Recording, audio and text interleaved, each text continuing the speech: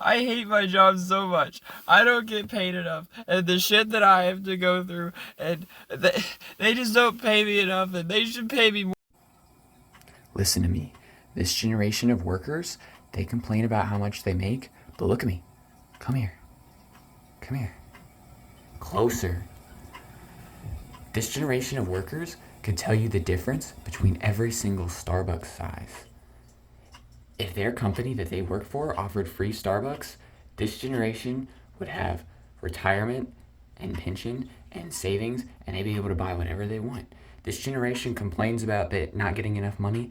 They don't know how to save their money.